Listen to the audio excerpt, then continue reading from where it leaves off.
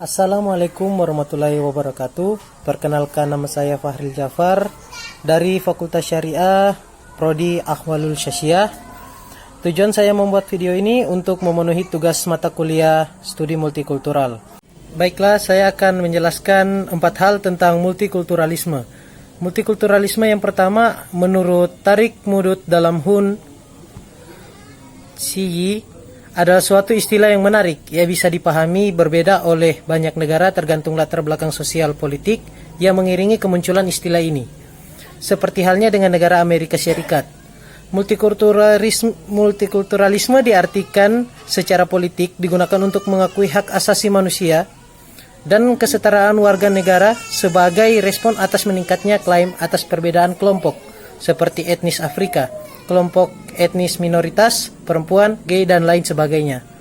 Berbeda dengan negara-negara Eropa, multikulturalisme adalah respon yang muncul dari imigrasi pendatang dari luar Eropa, dari orang non-kulit putih yang masuk ke negara-negara mayoritas kulit putih.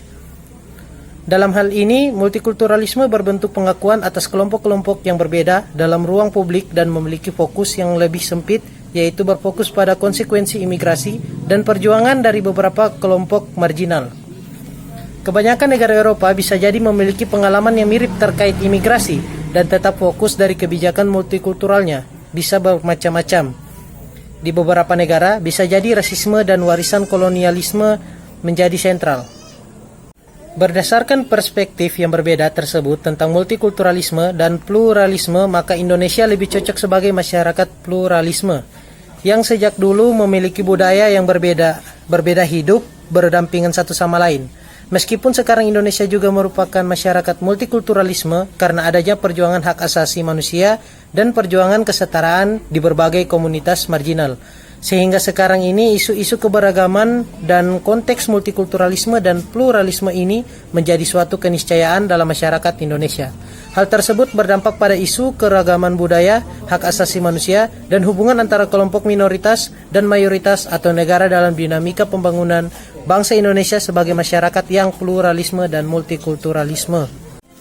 Bagian pertama tadi saya jelaskan tentang multikulturalisme menurut para ahli. Dan yang kedua, saya akan membahas tentang macam-macam multikulturalisme.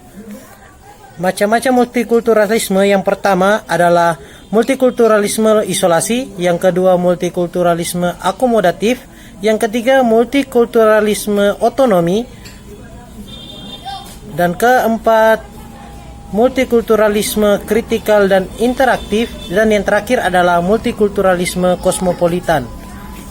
Yang pertama, multikulturalisme isolasi. Masyarakat jenis ini biasanya menjalankan hidup secara otonom dan terlibat dalam interaksi yang saling mengenal satu sama lain.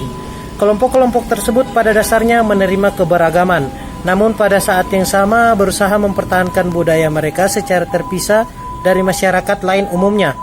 Contohnya masyarakat suku Kajang yang ada di Kabupaten Bulukumba yang masih mengisolasi diri dan mempertahankan budaya mereka dari budaya luar, namun tetap menerima keragaman masyarakat selain masyarakat mereka seperti tetap berinteraksi dengan masyarakat lain. Yang kedua, masyarakat multikulturalisme akomodatif. Masyarakat ini memiliki kultur dominan yang membuat penyesuaian-penyesuaian dan akomodasi-akomodasi tertentu bagi kebutuhan kultural kaum minoritas. Masyarakat multikultural akomodatif merumuskan dan menerapkan undang-undang, hukum, dan ketentuan-ketentuan yang sensitif secara kultural, serta memberikan kebebasan kepada kaum minoritas untuk mengembangkan mempertahankan kebudayaan mereka. Sebaliknya, kaum minoritas tidak menentang kultur dominan, contohnya suku Jawa yang ada di daerah Palopo.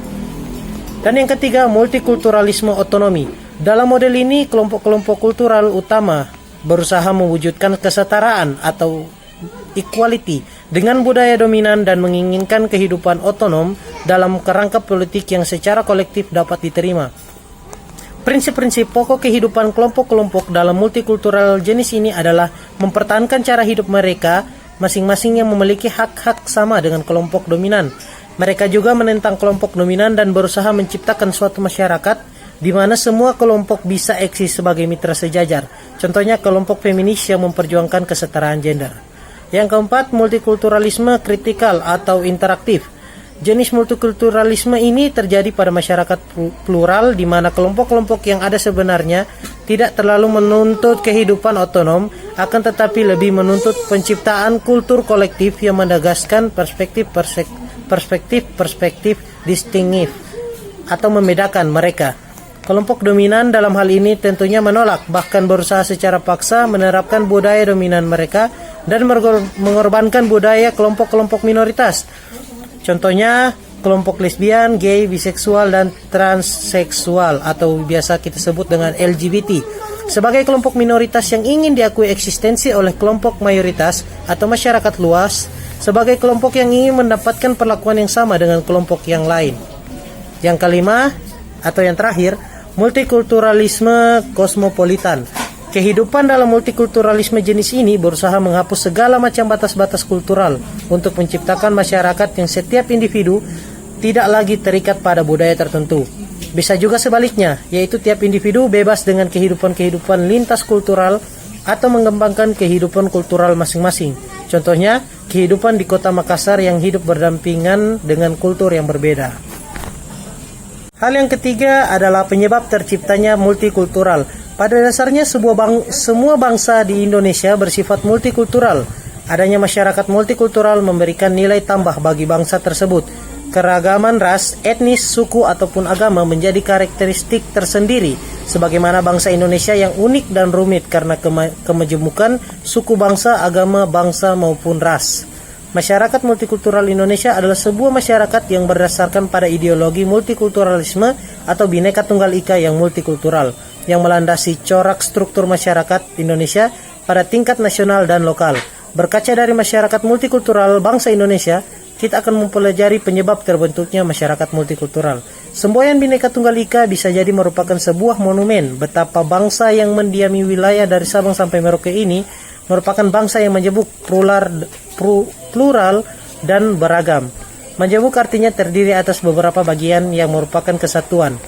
Plural artinya lebih dari satu, sedangkan beragam artinya berwarna-warni. Bisa dibayangkan bagaimana wujud bangsa Indonesia. Mungkin dapat diibaratkan sebagai sebuah pelangi. Pelangi itu akan kelihatan indah apabila beragam unsur warnanya bisa bersatu, begitu pula dengan bangsa kita. Indonesia akan menjadi bangsa yang damai dan sejahtera apabila suku, bangsa, dan semua unsur kebudayaannya mau bertenggang rasa membentuk satu kesatuan. Kita mencita-citakan keanekaragaman, suku, bangsa, dan perbedaan. Kebudayaan bukan menjadi penghambat tetapi perekat tercapainya persatuan Indonesia.